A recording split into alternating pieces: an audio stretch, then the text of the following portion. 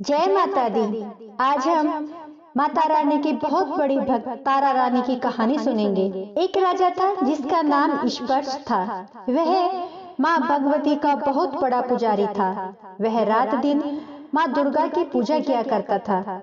माँ ने भी उन्हें राजपाट, धन दौलत, ऐशो आराम के सभी साधन दिए थे। कमी थी तो सिर्फ यह कि उनके घर में कोई संतान नहीं थी। यह गम उन्हें दिन रात सताता था। वो माँ से यही प्रार्थना करते थे कि माँ उन्हें एक संतान दे ताकि उनका वंश चलता रहे। माँ ने उनकी पुकार सुन ली। एक दिन माँ ने आकर राजा को स्वप्न में दर्शन दिए और कहा कि उसकी भक्ति से वह बहुत प्रसन्न है। उन्होंने राजा को 2 पुत्रियां प्राप्त होने का वरदान दिया। कुछ समय बाद राजा के घर में एक कन्या ने जन्म लिया। राजा ने अपने राज दरबारियों को बुलाया, पंडितों को और ज्योतिषों को बुलाया और बच्ची की जन्म कुंडली तैयार करने का हुक्म दिया। पंडित और ज्योतिषों ने उस बच्ची की जन्म कुंडली तैयार की और कहा, हे राजन, यह कन्या तो साक्षात देवी है। यह कन्या जहाँ भी कदम रखेगी वहाँ खुशियाँ ही खुशियाँ होंगी। यह कन्या भी भगवती की पुजारी होगी। उस कन्या का नाम तारा रखा गया। थोड़े समय बाद राजा के घर वरदान के अनुसार एक और कन्या ने जन्म लिया। मंगलवार का दिन था। पंडितों और ज्योतिषों ने जब जन्म कुंडली तैयार की तो उदास हो गए। राजा ने उदासी का कारण पूछा तो वे कहने लगे, महाराज, यह कन्या आपके लिए शुभ नहीं है। राजा ने उदास होकर ज्योतिषियों से पूछा कि मैंने ऐसे कौन से बुरे कर्म किए हैं जो कि इस कन्या ने मेरे घर में जन्म लिया है। उस समय ज्योतिषियों ने अपनी ज्योतिष लगाकर बताया। कहने लगे कि ये दोनों कन्याएं जिन्होंने आपके घर में जन्म लिया है, पिछले जन्म में राजा इंद्र की अप्सराएं थी। इन्होंने सोचा कि हम भी मृत्यु लोक में भ्रमण करें तथा देखें कि मृत्यु लोक पर लोग किस तरह रहते हैं। दोनों ने मृत्यु लोक पर एकादशी का व्रत रखा। बड़ी बहन का नाम तारा तथा छोटी बहन का नाम रुकमन था। बड़ी बहन तारा ने अपनी छोटी बहन से कहा कि रुकमन, आज एकादशी का व्रत है, हम लोगों ने आज भोजन नहीं किया। हम लोग आज भोजन नहीं करेंगे। तू बाजार से जाकर फल ले आ। रुकमन बाजार फल लेने गई। वहाँ उसने मछली के पकोड़े बनते देखे। उसने अपने पैसों के तो पकोड़े खा लिए तथा तारा के लिए फल लेकर वापस आ गई। फल उसने तारा को दे दिए। तारा ने पूछा कि तू अपने लिए फल क्यों नहीं लाई? तो रुकमन ने बताया कि उसने मछली के पकोड़े खा लिए हैं। उसी वक्त तारा ने श्राप दिया, जा नीच, तूने एकादशी के दिन मांस खाया है, नीचों का कर्म किया है।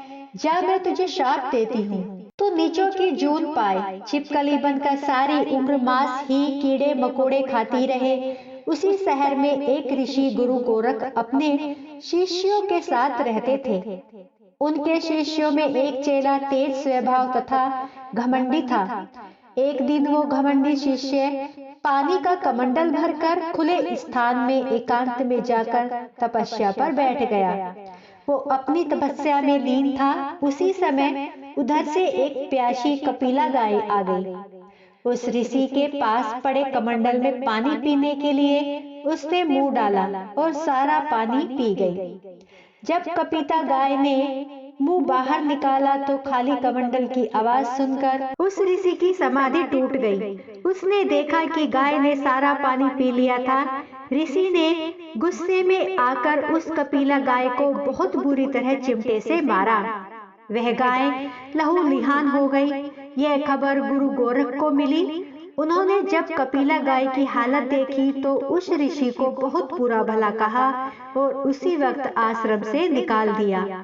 गुरु गोरख ने गाय माता पर किए गए पाप से छुटकारा पाने के लिए कुछ समय बाद एक यज्ञ रचाया। इस यज्ञ का पता उस शिष्य को भी चल गया। उसने कपिला गाय को मारा था। उसने सोचा कि वह अपने अपमान का बदला जरूर लेगा। यज्ञ शुरू हो गया।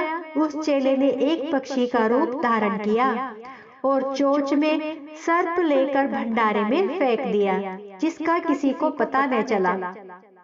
एक छिपकली जो पिछले जन्म में तारा देवी की छोटी बहन थी तथा बहन के शाप को स्वीकार कर छिपकली बनी थी, सर्प का भंडारे में गिरना देख रही थी। उसे त्याग और परोपकार की शिक्षा अब तक याद थी।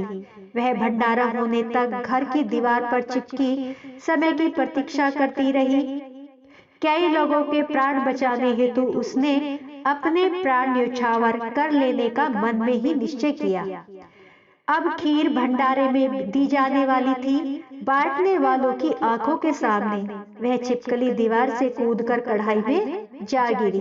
नादान लोग छिपकली को भला बुरा कहने लगे और खीर की कढ़ाई को खाली करने लगे। उन्होंने उसमें मरे हुए सांप को देखा। तब सबको मालूम हुआ कि छिपकली ने अपने प्राण देकर उन सबके प्राणों की रक्षा की है। उपस्थित सभी सज्जनों और देवताओं ने उस छिपकली के लिए प्रार्थना की कि उसे सब योनियों में उत्तम मनुष्य जन्म प्राप्त हो तथा अंत में वह मोक्ष को प्राप्त करे। तीसरे जन्म में वह छिपकली राजा स्पर्श के घर कन्या जन्मी। दूसरी बहन तारा देवी ने फिर मनुष्य जन्म लेकर तारामती नाम से अयोध्या के प्रतापी राजा हरिश्चंद्र के साथ विवाह किया।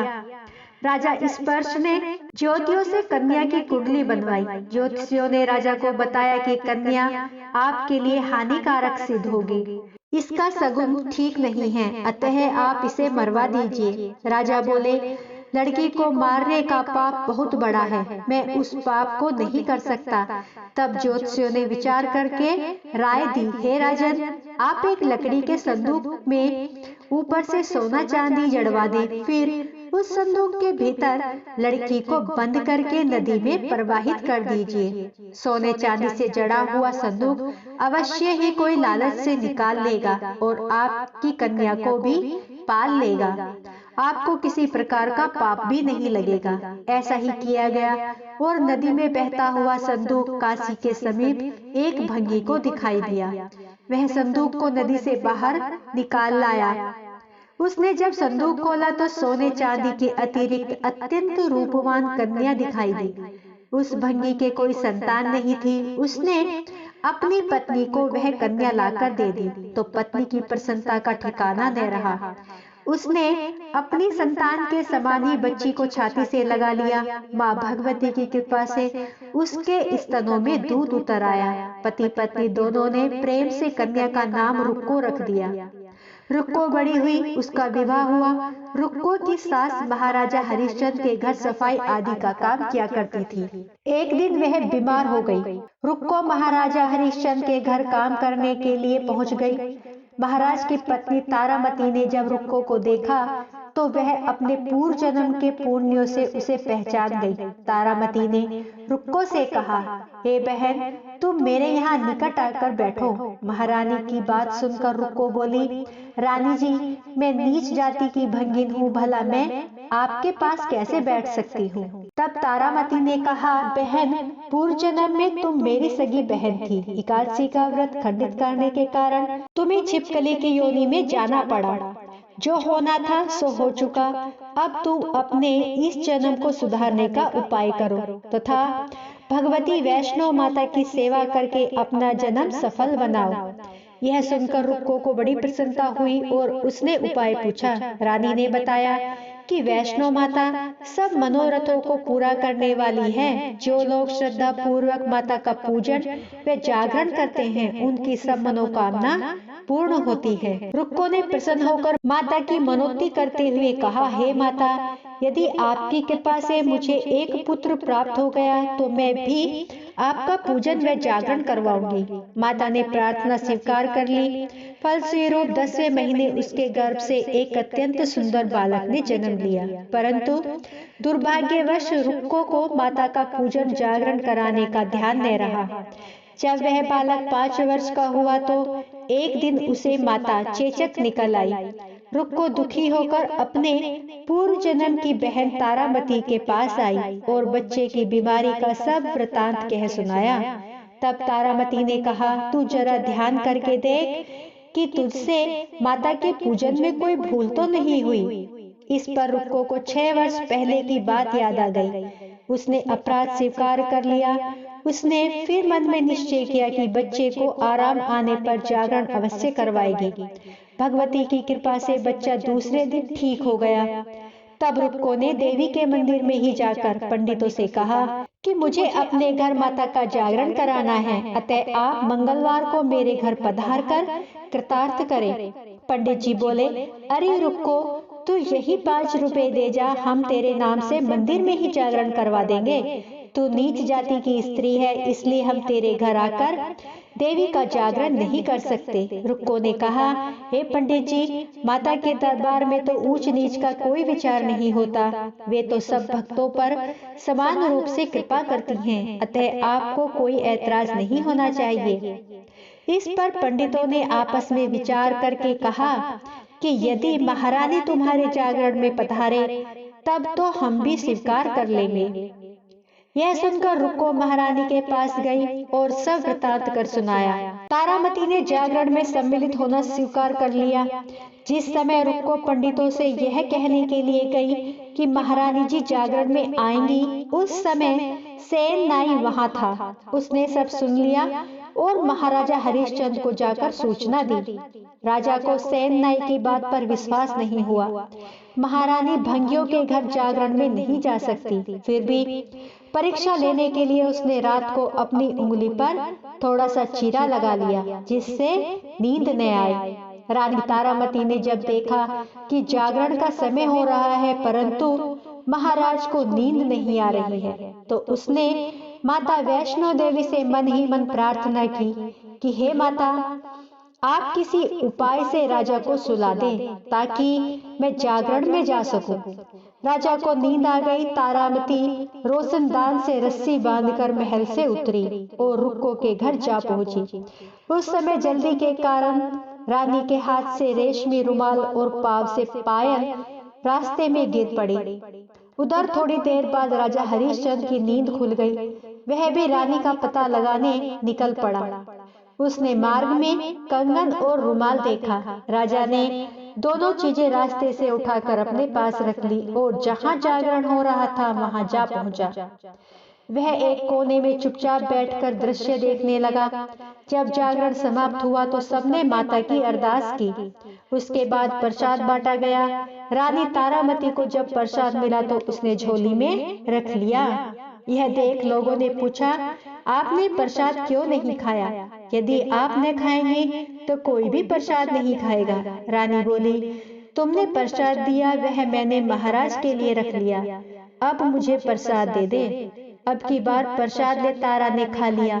इसके बाद सभी भक्तों ने मां का प्रसाद खाया। इस प्रकार जागरण समाप्त करके प्रसाद खाने के पश्चात रानी तारामती महल की तरफ चली। तब राजा ने आगे बढ़कर रास्ता रोक लिया और कहा, तूने नीचों के घर का प्रसाद खा अपना धर्म भ्रष्ट कर लिया। अब मैं तुझे अपने घर कैसे रखूं? तूने तो कुल की मर्यादा व प्रतिष्ठा का भी ध्यान नहीं रखा। जो प्रसाद तू अपनी झोली में मेरे लिए लाई है उसे खिला, मुझे भी तू अपवित्र करना चाहती है। ऐसा कहते हुए जब राजा ने झोली की ओर देखा तो भगवती की कृपा से प्रसाद के स्थान पर उसमें चंपा, गुलाब, गेंदे के फूल, कच्चे चावल और सुपारियां दिखाई दी। यह चमत्कार देख राजा आश्चर्यचकित रह गया। राजा हरिश्चंद्र रानी तारा को साथ ले महल लौट आए। वहीं रानी ने ज्वाला मैया की शक्ति से बिना माचिस या चमक पत्थर की सहायता से राजा को अग्नि प्रज्वलित करके दिखाई, जिसे देखकर राजा का आश्चर्य और बढ़ गया। रानी बोली, प्रत्यक्ष दर्शन पाने के लिए बहुत बड़ा त्याग होना चाहिए। यदि आप अपने पुत्र रोहिताशव की बलि दे सके तो आपको दुर्गा देवी के प्रत्यक्ष दर्शन हो जाएंगे। राजा के मन में तो देवी के दर्शन की लगन लगी थी। राजा ने पुत्र मोह त्याग कर रोहिताशव का सिर देवी को अर्पण कर दिया। ऐसी सच्ची श्रद्धा व विश्वास देख दुर्गा माता सिंह पर सवार हो उसी समय प्रकट हो गई और राजा हरिश्चंद्र दर्शन करके कृतार्थ हो गए। मरा हुआ पुत्र भी जीवित हो गया। चमत्कार देख राजा हरिश्चंद्र गदगद हो गए। उन्होंने विधि पूर्वक माता का पूजन करके अपराधों की क्षमा मांगी। इसके बाद सुखी रहने का आशीर्वाद दे माता अंतर ध्यान हो गई। राजा ने तारा रानी की भक्ति की प्रशंसा करते हुए कहा, हे तारा, तुम्हारे आचरण से अति प्रसन्न हूँ मैं। मेरे धन्य भाग जो तुम मुझे पत्नी के रूप में प्राप्त हुई। आयु पर्यंत सुख भोगने के पश्चात राजा हरिश्चंद्र, रानी तारा एवं रुक्मन भंगिन तीनों ही मनुष्य योनि से छूटकर देवलोक को प्राप्त हो गए। बोलो माता रानी की जय। माता के जागरण में तारा रानी की कथा और नवरात्रों के 9 दिनों में जो मनुष्य भक्ति पूर्वक पढ़ता और सुनता है उसकी सभी मनोकामनाएं पूर्ण होती हैं, सुख समृद्धि बढ़ती है, शत्रुओं का नाश होता है। तो बोलो जय माता दी।